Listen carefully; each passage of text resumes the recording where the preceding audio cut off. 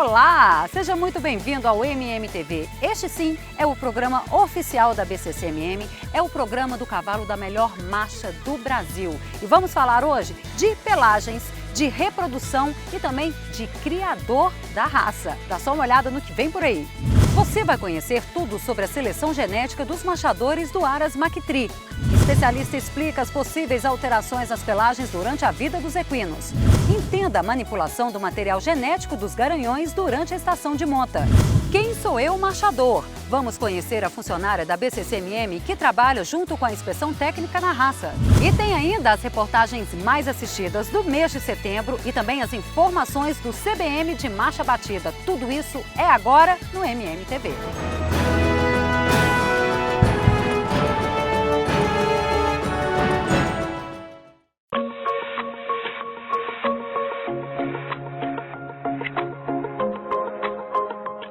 Nós começamos o programa com o quadro Criador de Raça. E o representante de hoje é o Aras Mactri, localizado em Carmo da Mata, Minas Gerais. Com apenas 7 anos, o criatório já soma 50 animais na tropa e vitórias em grandes concursos de marcha pelo Brasil. Confira com Isabela Andrade. João, a gente entra aqui na sua casa e chama atenção já o local pela decoração. Como que foi a escolha, né, desses objetos que você tem aqui?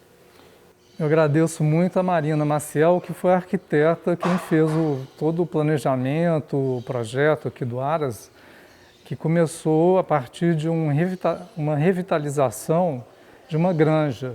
As peças aí, cada uma tem uma história, né? Por exemplo, tem as ondas ali no início, que é do Francisco Iglesias, que é um artista mineiro que mora em São Paulo, com aquelas correntes de bicicleta. Ali na parede também tem uma gravura em metal com folhas de ouro, que é da Liliana Lobo Ferreira, que é minha irmã. O Fine Art do Serol é da Tamires, né, fotógrafa. Como que você começou a criação no Mactri?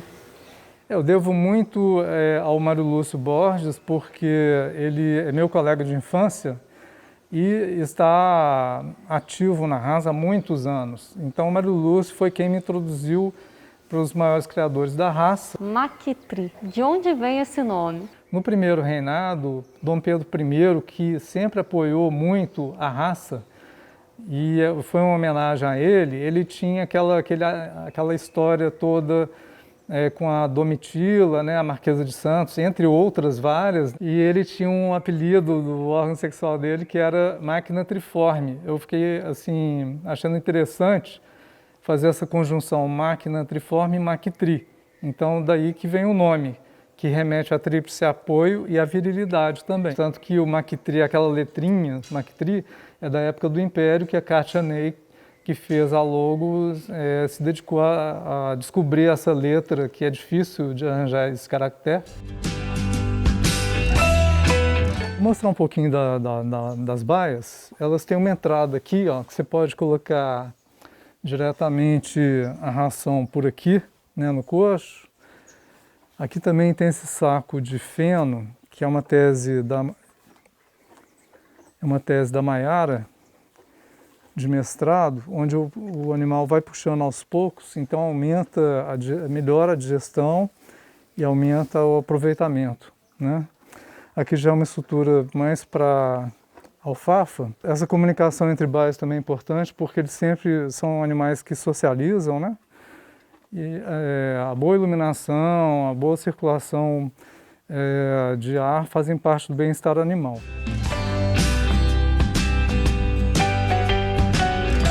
Quando o bicho está bem relaxado mesmo, sentiu confiança em mim, aí eu começo a pedir uns exercícios a ela, de tirar a garupa, tiro para o outro lado.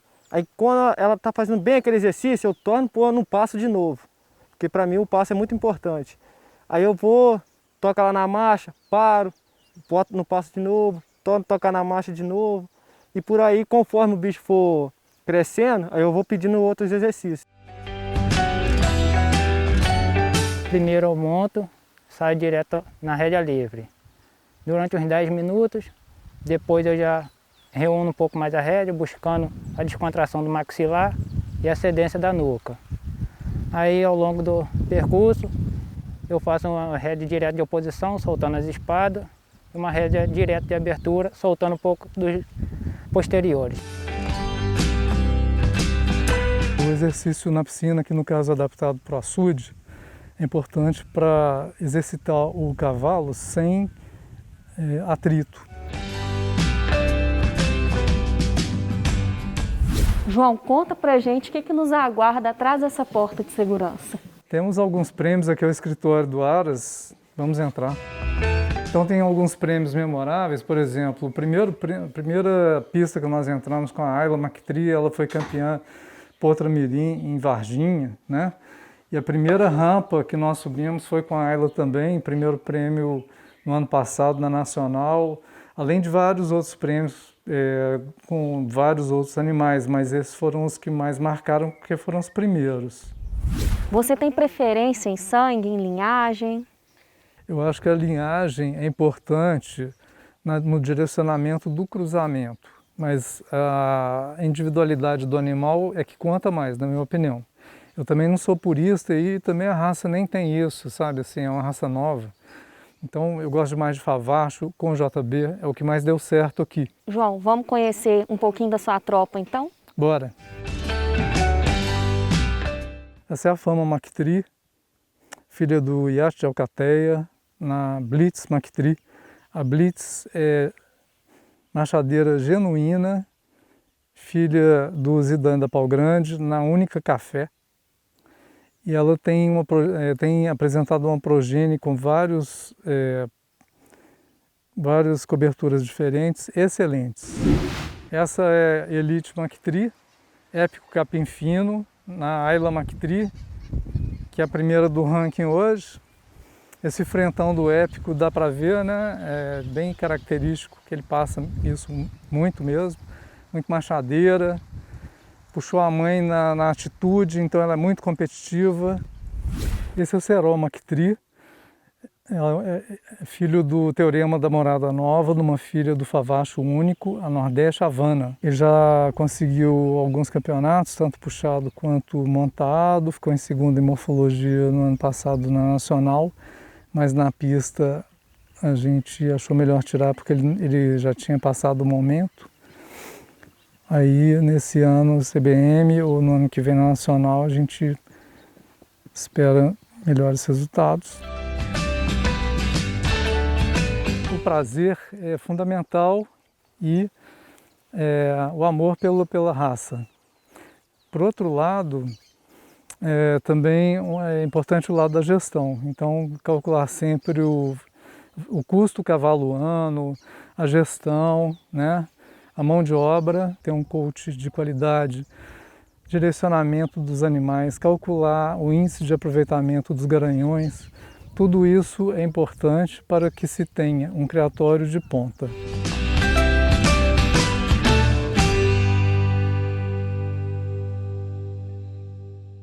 A gente deseja sucesso ao Aras Mactri na criação, viu? Bom, agora é a oportunidade de compra do seu manga larga machador. Confira a agenda de leilões chancelados pela BCCMM. Amanhã termina o leilão online web Aras Iuri pela AGM Leilões. As oportunidades do 9º Leilão Criação Santa Esmeralda podem ser consultadas até o dia 26 pela Marcha News. O Aras Boa Terra está com oportunidades de compra na segunda venda direta do criatório. As oportunidades estão disponíveis no portal Seleção da Marcha. Agora os leilões virtuais e presenciais. Hoje tem o 2º leilão virtual Aras Rodeio. Daqui a pouco, aqui no Canal Rural, você acompanha o 3º leilão virtual Parceiros da Marcha. Terça-feira, pela Clique Marchador, tem o 1º leilão Aras Padânia. E pela PSM Leilões, no dia 23, tem o leilão web Desmama Muralha de Pedra. E não sai daí, porque daqui a pouquinho você vai conferir tudo sobre a alteração das pelagens durante a vida dos equinos. É rapidinho.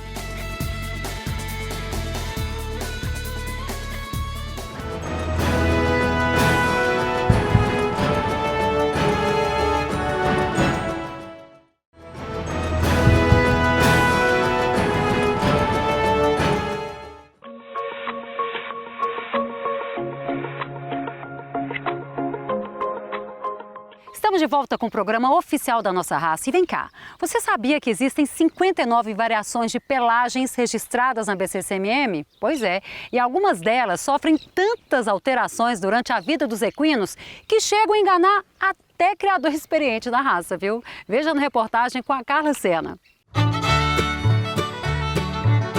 A domesticação e os acasalamentos proporcionam o surgimento e a grande variabilidade das pelagens e das marcas na cabeça e nos membros dos equinos. E hoje nós estamos aqui com a professora Adalgisa Carneiro e nós vamos falar sobre as variedades das pelagens. Professora, que universo é esse, hein? A espécie equina é a espécie que apresenta maior variabilidade de pelagens dentre todas. O cavalo só produz duas cores de pigmento. Ou ele está produzindo pigmento preto, ou ele está produzindo pigmento vermelho. E aí, por que essa variedade enorme? Isso. Né? E por que a gente vê o cavalo amarelo, o cavalo rosa, se ele produz só pigmento preto e vermelho?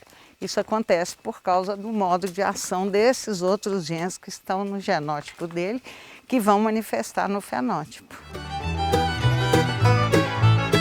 Há genes que determinam o clareamento em áreas específicas. O castanho, ele produz pigmento preto. A gente olha a crina, a cauda, os membros são pretos, né? E ele tem o alelo A no seu genótipo, que faz com que toda a cabeça, todo o pescoço e todo o tronco do animal seja mais claro, ou seja, avermelhado. Pessoal, a gente está aqui no Aras Cristal Brasil e agora a gente vai para a parte prática dessa nossa matéria. As pelagens podem confundir.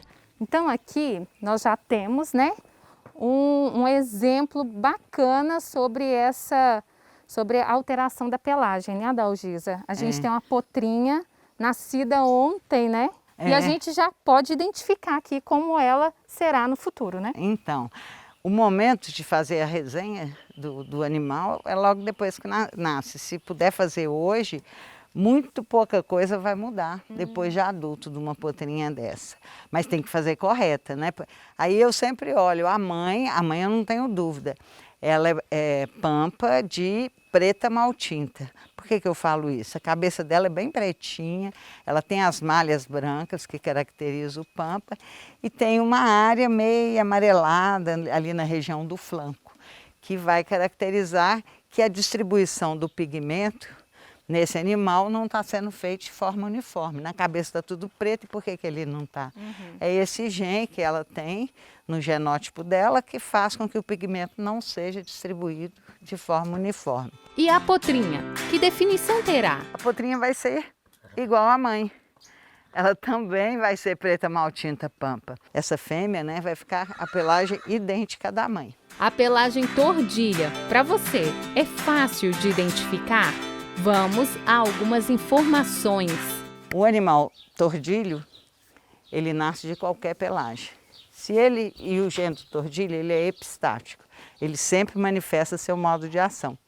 Então, se o animal nascer com o gene do tordilho, ele vai ficar tordilho. Um animal, para ser tordilho, obrigatoriamente, o pai ou a mãe dele tem que ter esse gene e está manifestando o efeito desse gene. Né? Então, tem que ser tordilho. Pessoal, aqui nós temos um potro. Qual que é a idade dele, Edilson? Esse potro tem 11 meses. 11 meses. Isso. E quando ele nasceu, você tinha assim, alguma dúvida de qual seria a pelagem que predominaria no futuro dele? Tinha sim, Carla. Porque ele é um potro que ele nasceu pretinho. Então, o pai, por ser preto, e a mãe dele, por ser uma égua pedrez, então eu ficava na dúvida se ele ia ficar pedrez, ou tordilho por causa da mãe, ou se ele ia ser preto. Mas ele nasceu pretinho, totalmente pretinho. Eu vou nas extremidades para ver se eu vejo pelo branco, se tem atuação do gene do tordilho fazendo com que o pigmento acumule dentro da célula. Então eu olho, esse animal me deu dúvida. Estou olhando a cabeça dele, ele até tem uns pelos brancos esparsos na cabeça, mas em volta dos olhos eu não vejo esses pelos brancos com uma caracterização tão evidente como a gente normalmente vê. Aí o que eu faço? Eu vi aqui no tronco dele, tem os pelos brancos, característicos do tordilho. Aí eles poderiam ficar um rosilho, sabe? Eu tive dúvida. Mas eu gosto muito de olhar no sabugo da cauda, porque como o tordilho começa a clarear das extremidades, é na cabeça e na cauda que você vê mais nitidamente o clareamento. Eu posso pegar? Pode. Aí você chega aqui, ó, no sabugo e vê muitos pelos brancos, ó. Presença de muitos pelos brancos. Não tá? Ah, tá. Então ele com certeza vai ficar tordilho. Aí tem uma outra coisa que é interessante a gente chamar a atenção, que ele é um tordilho que a gente chama de heterozigoto. Esse heterozigoto, ele clareia mais lentamente mesmo. Se ele fosse homozigoto, gesão, para isso o pai e a mãe teriam que ser tordilhos, ele clareia muito rápido. Desde novinho ele já vai estar mostrando muitos pelos brancos. Olha, a gente tem um potrinho aqui que nasceu ontem também e gerou dúvidas. Olha, o pessoal do Ara se reuniu, o Edilson e o Edivaldo, para discutir aqui juntamente com a professora, já abaixaram, olharam de um lado e do outro. Qual que é o seu palpite? Eu acredito que vai ser castanho, por causa da crina e a cauda dele ali, ó. E o tom do pelo dele em cima, castanho escuro, né? Tá bem escuro, eu acredito que vai ficar castanho. Castanho, castanho. Edilson? Eu tô com o relator. É castanho, para mim. Professora, então não tem dúvida. Não, eu gosto, sempre que eu vou avaliar a pelagem do animal, analisar a pelagem da mãe. Essa égua, ela é um castanho claro, eu vejo a cauda dela preto ali, é um pampa de castanho claro. O pai do potrinho é alazão. E a crina dele, ela tá meio avermelhada, ela não é preta característica e a cauda tá com um pouco de branco ali. Então, quando olhei, eu tive um pouco de dúvida. Eu fui olhar bem de perto para ver se aquela crina era preta realmente.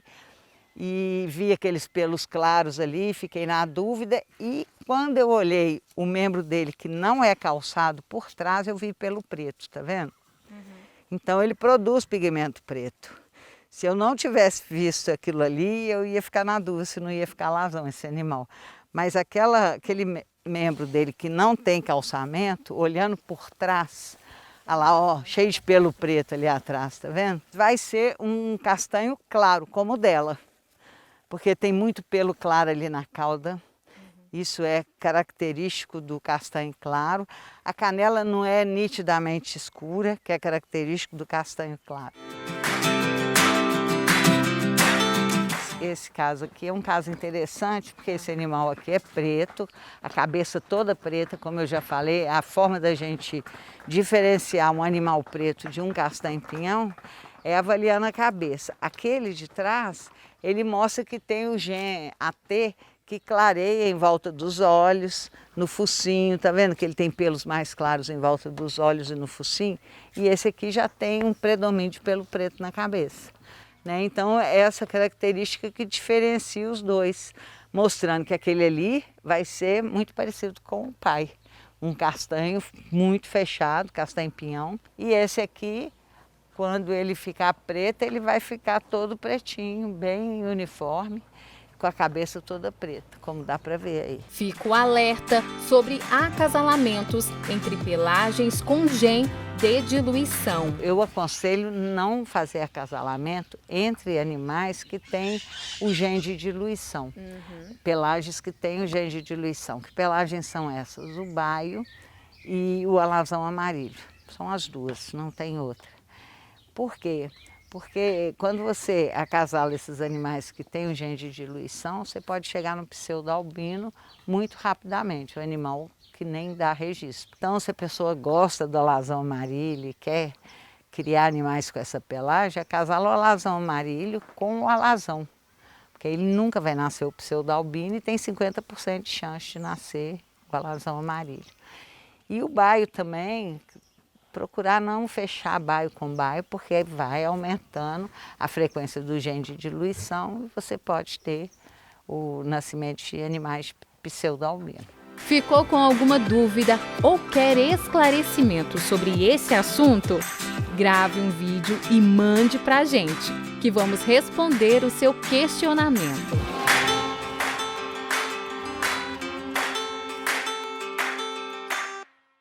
Ou seja, Manu estava acompanhando essa reportagem aqui comigo e a gente viu que tem animais com pelagens para todos os gostos. Esse bicho, nossa, é bonito demais, né, Manu? É muito bonito, né? Pois é, a Manu tá aqui, gente. Na verdade, é para nos atualizar de todas as informações que estão acontecendo na raça. E a gente já começa falando então, Manu, do tão esperado CBM. O que você traz pra gente? CBM, né, Fernanda? Vamos às notícias do CBM. Vamos lá. O que acontece? CBM está chegando aí de 20 a 28 de novembro e as expectativas de todos os criadores é que seja uma nacional. Afinal, não vamos ter nacional esse ano, né? Nós vamos compensar tudo agora nesses CBMs que vão ter aí, né, gente? Isso mesmo, a nacional foi adiada. Então, todas as expectativas, promessas dos animais, da marcha, estão diretamente ligadas ao CBM de Marcha e Batida. Então, a festa está para acontecer entre os dias 20 e 28, como eu disse. Lá no Aras Rafaela, né? Tietê, São Paulo. Isso mesmo, no Aras Rafaela, Tietê, São Paulo. E a expectativa, Fernanda, é que reúne mais de 500 animais, será? Tomara que sim, mais. Vamos ano lá, passado, vamos torcer para isso. Ano passado foram mais de 500. Foram será mais que esse 500. ano a gente vai uns 600, 700? O que você acha? Tomara que a gente chegue lá, viu? Tomara, né? O pessoal tá nessa ansiedade aí, fazer acontecer, né? Também acho. E outra novidade que vai acontecer durante também o CBM são as provas esportivas. Ou seja, quem é apaixonado pelas provas esportivas também vai poder conferir e participar dessa modalidade aí que é apaixonante, é instigante e move, né, a adrenalina movimenta, né, a adrenalina de todo mundo, né? Com certeza. E as inscrições já estão abertas, hein, gente? Agora do dia 1º de outubro até o dia 31. Então, é a hora. Isso mesmo. Aproveitando, então, Fernando, já que a gente está falando de eventos, CBM é de 20 a 28 de novembro. De marcha batida. De marcha batida, de marcha picada é do dia 1º ao dia 6 de dezembro. Mas, falando em evento, vamos aos eventos das próximas semanas. Por isso, fique ligado na agenda. Entre os dias 21 a 24 de outubro acontece a exposição especializada de Pará de Minas. A promoção é do Núcleo Centro-Oeste Mineiro. Nos dias 24 e 25 acontece a 10ª Copa de Marcha de Carmo do Paranaíba. A Associação do Alto Paranaíba e Noroeste de Minas Gerais promove o evento. Entre os dias 24 a 1º de novembro, a Associação Alagoana realiza a Expo Agro 2020 em Maceió. De 28 a 1º de novembro é a vez de Domingos Martins, no Espírito Santo, sediar a 12ª especializada da cidade. A Associação do Estado promove o evento. Tem Copa pré-CBM no Aras Slim, em Jaboticatubas, Minas Gerais, nos dias 30 e 31 de outubro, com promoção do núcleo da Grande BH. No dia 31 tem a 2ª Copa de Marcha São Gotardo. A Associação do Alto Paranaíba e Noroeste de Minas Gerais promove o evento. Na mesma data, Campos dos Goitacazes realiza a Copa de Marcha da cidade. O Núcleo de Campos promove o evento. Tá aí a nossa agenda de eventos, que graças a Deus é o que não para na nossa raça, né, Manu? Ainda bem, né? E tem mais recado pra gente? Temos sim, Fernanda. Terça-feira, você, associado da BCCMM, é o nosso convidado a participar da reunião de Assembleia de Prestação de Contas. É na entidade da BCCMM, terça-feira. Mais detalhes no site da BCCMM. Então é isso. Manu, muito obrigada. Depois você volta aqui com a gente, volto, tá? E não saia daí, porque daqui a pouquinho a gente vai ver uma reportagem sobre a reprodução em laboratório durante essa estação de monta. E também mais um trabalho de uma colaboradora no quadro Quem Sou Eu, Marchador. É daqui a pouquinho. A gente volta.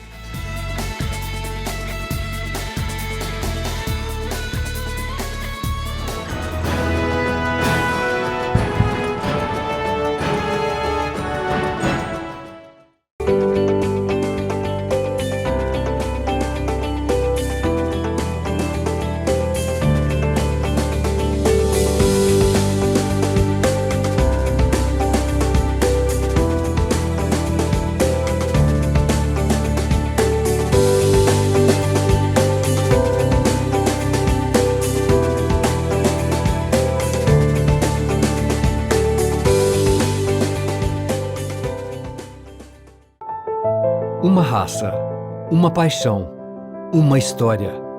E contada de diferentes formas, vozes e culturas. Tudo começou no sul de Minas Gerais e hoje ultrapassa continentes. Uma história que entrou para a história. No berço da raça, localizado na cidade de Cruzília, no sul de Minas, o Museu Nacional Manga Larga Marchador tornou realidade o sonho de contar e preservar as origens da raça. Visite o museu e faça parte dessa história. Temperamento, resistência, comodidade, inteligência, companheirismo. São muitas as espécies animais que transformam o dia a dia das pessoas.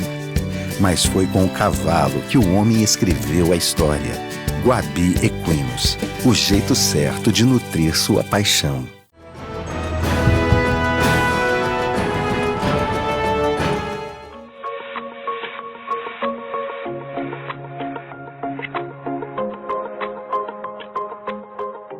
A gente começa esse quadro agora do lado dessa beldade aqui, gente, esse ícone da nossa raça, com quase 2.000 filhos registrados na associação. E por que a gente está falando dele, do Elo Café da Nova? Porque a gente, na semana passada, a gente mostrou uma matéria sobre as vantagens de cada método reprodutivo. E hoje a gente vai falar das particularidades da reprodução por inseminação artificial. A gente vai ver como que esse material genético é manipulado em laboratório. Vamos lá?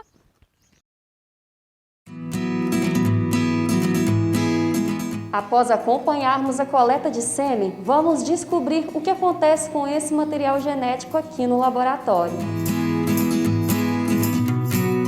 Desde o início de 2020, 39.000 cobrições foram comunicadas na ABCCMM, quase 10.000 realizadas pelo processo de inseminação artificial. A partir de 2019, a Associação, sob orientação do Ministério da Agricultura, passou a exigir no comunicado de cobrição a forma de utilização do sêmen, se é fresco, resfriado ou congelado. A diferença do sêmen fresco é aquele sêmen que a gente coleta na fazenda e utiliza-se na fazenda. Ok? Sêmen refrigerado é o sêmen que a gente coletou e vai mandar para um cliente. Ou seja, esse sêmen vai passar por um processo de refrigeramento dentro da caixinha de envio e chegar nele ou a 5 graus ou a 15 graus. O sêmen refrigerado eu preciso mandar uma dose maior para chegar a um número, quantidade de espermatozoides vivos até o cliente. O procedimento de congelamento de sêmen, ele passa também pelo processo de refrigeração. Mas, depois do processo de refrigeração, ele passa pela curva negativa. Que é o quê? Ele sai da temperatura de -5, de acordo com a curva que a gente congela, e vai até -196 graus, que é a temperatura do nitrogênio. A viabilidade, a durabilidade do sêmen congelado é infinitamente maior quando comparado com esses sêmens. Por quê? A partir do momento que você tem um sêmen congelado, armazenado dentro de um botijão, que periodicamente existe o controle de abastecimento do nitrogênio, esse sêmen não tem data de validade. A criopreservação da cauda do epidídimo é uma outra forma de coletar o sêmen de animais castrados ou que vieram a óbito. A gente faz a castração, a orquiectomia, realiza então a retirada desse testículo juntamente com a cauda do epidídimo e realiza então o procedimento de congelamento da cauda do epidídimo. Por que a cauda do epidídimo? É ali que fica armazenado os espermatozoides do garanhão. Os animais que vêm a óbito, a gente consegue recuperar? Sim. Ah, Henrique, quanto tempo a gente consegue recuperar esses espermatozoides? O quanto antes. Mas a gente consegue recuperar esses espermatozoides com 24 horas ainda de sucesso pós-óbito se o testículo tiver refrigerado a uma temperatura de 5 graus. Antes de ser enviado, o sêmen resfriado passa por algumas etapas, como a mensuração da quantidade de espermatozoides por ml e a diluição do material. Se eu pegar um sêmen in natura, ou seja, ele sem diluição, sem nada, a longevidade desse sêmen vai ser inferior. Então, qual que é a função da gente pegar esse sêmen e adicionar um extensor, um diluente? Justamente para a gente fornecer nutriente para esse espermatozoide, para ele chegar ao seu destino final. A eficácia dos espermatozoides também é avaliada, assim como a identificação de possíveis patologias. E quais são os parâmetros que a gente avalia? Motilidade total, que seria o quê? Qual o percentual de espermatozoides vivos que eu tenho na minha amostra? Ponto. Motilidade progressiva, que são os espermatozoides que estão se movimentando progressivamente ou em movimento circular aberto. Movimento circular fechado não, porque a gente já classifica como patologia. E outro aspecto que a gente avalia aqui também são o vigor, que é a velocidade que esses espermatozoides se movem. No caso do sêmen congelado após a diluição, o material é centrifugado e os espermatozoides são separados do plasma. Após a centrifugação, a gente ressuspende esse pellet num diluente específico para a congelação. A gente então invasa em paletinhas de 0,5 ml e depois que invasa, a gente retira o excesso de sêmen, deixando um espaço de ar para justamente essas paletas, na hora que congelar, não estourarem. Já lacradas, as paletas são submetidas ao congelamento e então armazenadas em botijões de nitrogênio. No descongelamento do sêmen, a quantidade necessária para a inseminação varia de garanhão para garanhão. Cada ejaculado é um aspecto diferente de um sêmen, é uma qualidade diferente de um sêmen. Então, nunca padronize número de paletas para todos os garanhões, porque acaba influenciando drasticamente no resultado seu com sêmen congelado.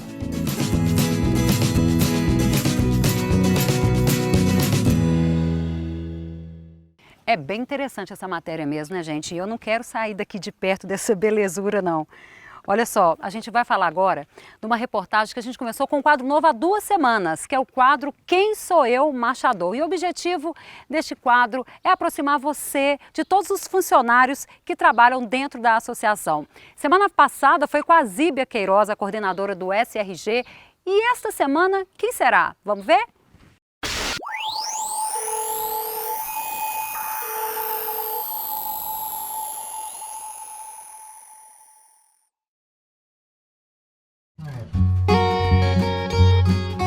Sou Eliana Martins, funcionária assistente administrativo do Manga Larga Machador.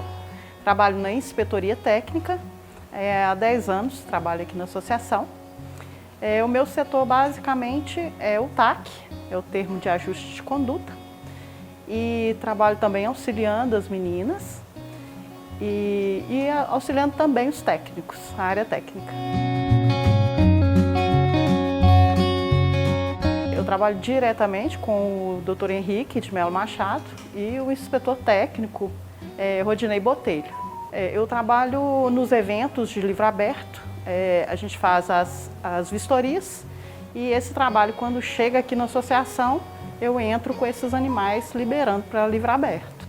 Nós temos agora 60 técnicos, estão entrando alguns aí, já estão entrando, cadastrando. Então, envio de chip, alguma dúvida, problemas com resenhas, material para eles, esse suporte para eles. Eu trabalho auxiliando as meninas do SRG. Tipo, um animal tem bloqueio por algum motivo, então a gente tem essa pesquisa, essa análise também junto ao inspetor e superintendente para fazer esse desbloqueio. Bom, como eu trabalho nessa área do TAC, eles ligam geralmente procurando saber informações sobre essa liberação desses animais sem registro junto à associação.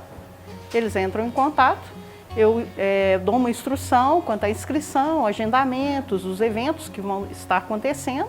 Por isso, o meu trabalho é importante.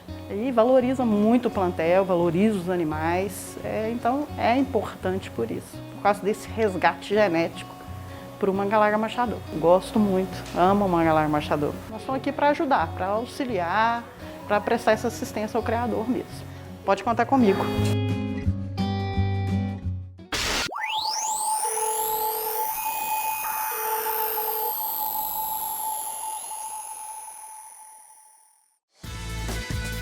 É isso, você acabou de conhecer mais um trabalho da nossa colaboradora na associação. E não sai daí, porque no próximo bloco você vai ver as notícias que mais fizeram sucesso no nosso canal no mês de setembro e também as notícias atualizadas da nossa associação. É daqui a pouquinho, sai daí.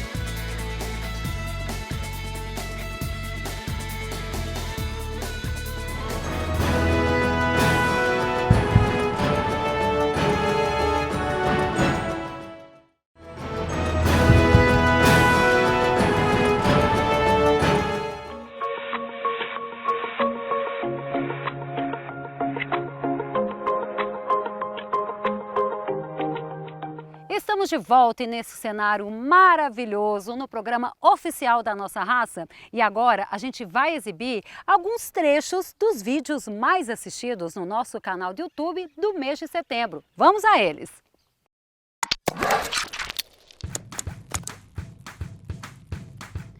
Em terceiro lugar, o vídeo institucional do adiamento da Exposição Nacional.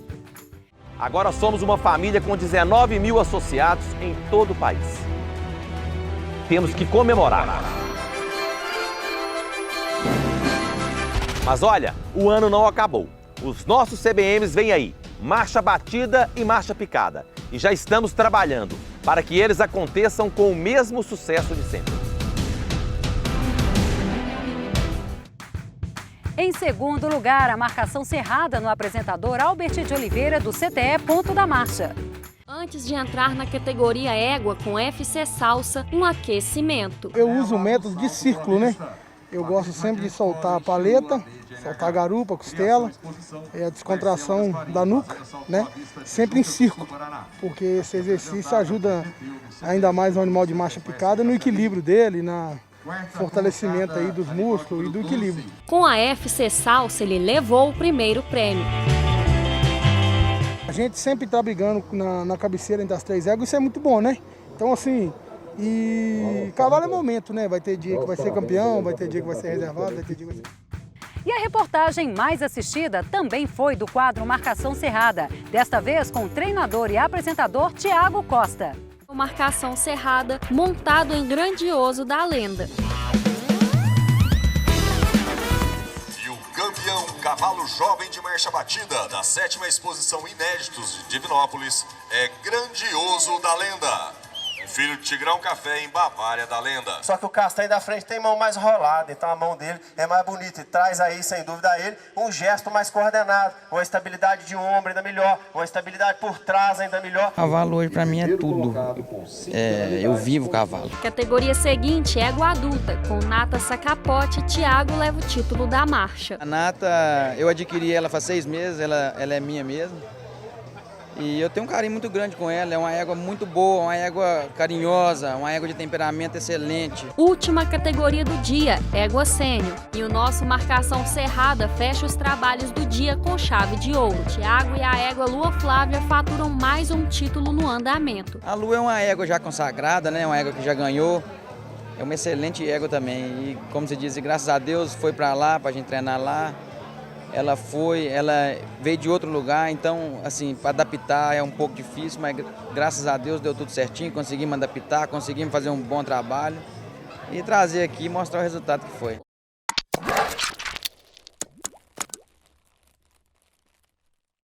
Esses foram os vídeos mais exibidos, então, do nosso mês de setembro. E a Manu agora está de volta. Trazendo o que, Manu?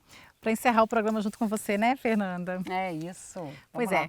Fernanda, nessa última semana, né, a gente acompanhou, todo mundo acompanhou da raça, um fato que deixou todo mundo triste, né, que foi a morte do Guilherme, o Guilhermão lá da Topada Eventos, né, um dos fundadores, fomentadores do Manga Larga Manchador, o cara que batalhou muito e que há 3 anos nós estivemos lá, inclusive foi o Feller, Ricardo Feller, que fez uma reportagem, né, durante a Copa de Marcha lá dentro da Topada, e o que chamou a atenção do Feller foi justamente a superação do Guilherme, sabe? E aí o Feller, eu lembro até hoje o Feller comentando, né? Vou fazer uma reportagem sobre o Guilherme, porque até então, né, não tinha feito uma reportagem sobre o Guilherme. E o Guilherme sempre chamou a atenção, né? Pelo trabalho, pela dedicação, pelo ser família, né? Por todas essas qualidades, né, que ele sempre teve. Foi um grande exemplo mesmo. Foi um grande exemplo. E assim, a gente acompanhou, né, durante essa última semana várias demonstrações de solidariedade, de carinho. E a gente do MMTV não poderia também deixar de prestar a nossa homenagem. A associação não poderia deixar de prestar essa homenagem também. A família, a esposa e as filhas, né, aos meninos também da Topada, que estão lá, né, que precisam dessa força também. E nós, com muita alegria, vamos falar assim, porque o Guilherme sempre foi alegre conosco, sempre nos recebeu muito bem. É o que vai ficar, né, de registro para a gente. É o que vai ficar de registro. Então a gente queria hoje encerrar o programa, Fernanda, com um trecho dessa reportagem que a gente fez justamente para prestar essa homenagem a ele e a família toda. Roda aí, então. A voz é de locutor. A Disco NFC, infusada pela luxúria da criação e exposição da Roberto Rosenfeld Júnior, aras do RL3 Gonçalves, Minas Gerais. Fama de contador de causos. O primeiro contando de causos, tem um primeiro que me pediu, o Sapoia, ele escreveu um livro, o cara é inteligente. Ele escreveu um livro, só que ao invés de botar pseudônimo, cara, ele foi botando o nome das pessoas. Ô, meteram cada processo, daqui perdeu teu rumo. Um cara admirado. Ele para mim é um exemplo de tudo. Determinação, profissional, né?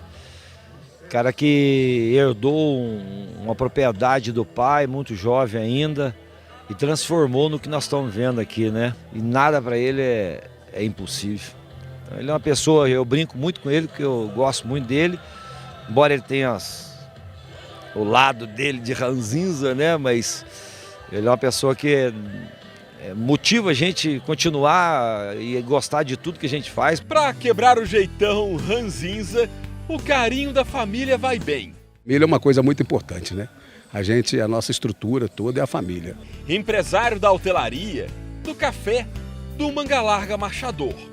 Pela 10ª vez, o Guilherme promove a exposição Topada, na própria fazenda. Sou da família Junqueira e a gente eu comecei a criar desde menino, depois veio a Topada Promoções e aí a gente foi montando a nossa estrutura aqui na sede da Topada, na fazenda Topada. Exemplos de superação, de garra, a começar pelo Guilherme, um homem que não conhece limites.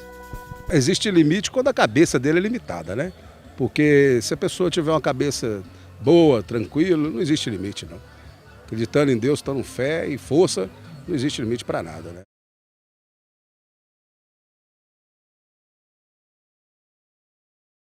Bacana demais, né? A gente deixa aqui então a nossa homenagem e os nossos sentimentos aos amigos e familiares aí do Guilherme. A gente fica por aqui hoje.